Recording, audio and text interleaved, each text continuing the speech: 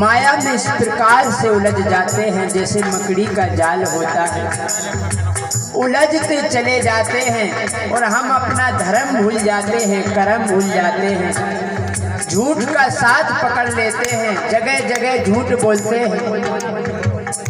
राधे राधे बोलना पड़ेगा, एक बार बोलिए राधे राधे, राधे राधे बोलना तो पड़ेगा। देखिए आप, इंसान भूल जाता है, क्यों?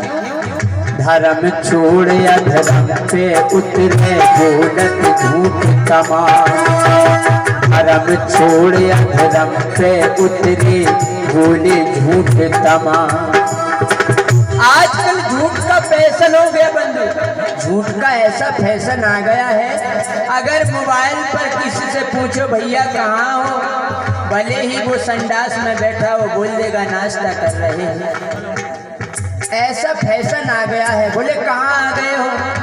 बस 5 किलोमीटर रह गए, चाहे 50 किलोमीटर हो। ये झूठ का फैशन है। मत बोलो ना, क्या जरूरी है झूठ बोलना? सच सच बता दो कि कहाँ है, हम क्या कर रहे हैं। झूठ जीवन में मत बोलो। कहते हैं कि झूठ के समान कोई पाप नहीं होता और सत्य के समान कोई पुण्य नहीं होता। परमानंद जी, ये तो आपने भी पढ़ा होगा भागवतों में। इसीलिए कहते हैं धर्म छोड़ अधर्म पे उतरे बोले झूठ तमाम।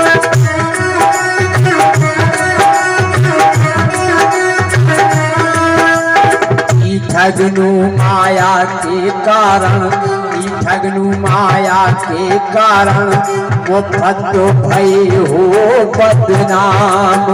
भजते कंचन तन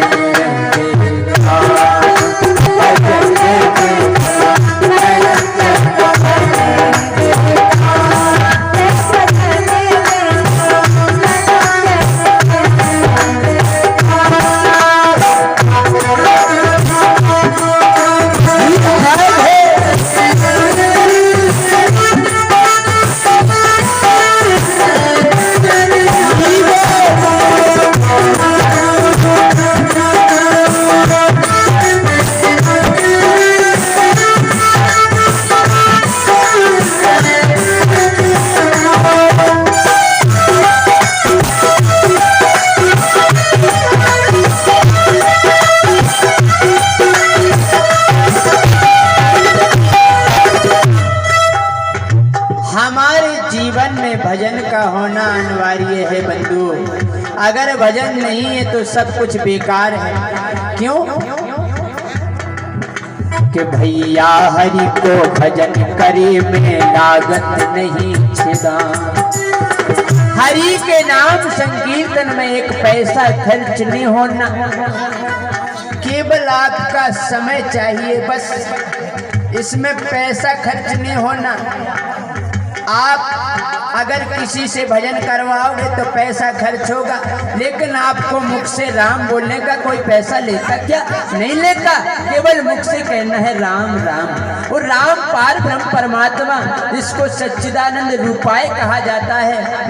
भागवत में लिखा है सच्चिदानंद रूपाय विश्वोत्पत्त्यादि हेतवे तापत्रय विनाशाय श्री कृष्णाय वयम् नमः। कौन है परमात्मा? वो अविनाशी सच चित धन आनंद। सच किसे कहते हैं बंधु? सच कहते हैं प्रकाश को, जो अपने आप में प्रकाशवान होता है, किसी के प्रकाश की आवश्यकता नहीं होती है, उसको सच कहा जाता है। हमारा चित्त एकाग्रित होना चाहिए, हमारा चित्त इधर उधर ना भटके। ऐसे परमात्मा है सत चित धन आनंद। आनंद का उल्टा नहीं होता बंधु, सुख का दुख होता है। धर्म का अधर्म होता है, लेकिन आनंद एक ऐसा शब्द है, इसका उल्टा नहीं होता। आनंद आनंद ही होता है। इससे अगर परे जाओगे तो परमानंद हो जाएगा। परमानंदी आपका तो नाम ही बहुत अच्छा दिया है। परमात्मा आप पर यूं ही कृपा बनाए रखे। हरि की कृपा है, हरि कृपा कछु दुर्लभ नहीं, वो क्षमा करे इसके जो पहले गाई। इसीलिए कह रहा हूँ कि भैया हरि को भजन करे में लागत नहीं सिद्धांत।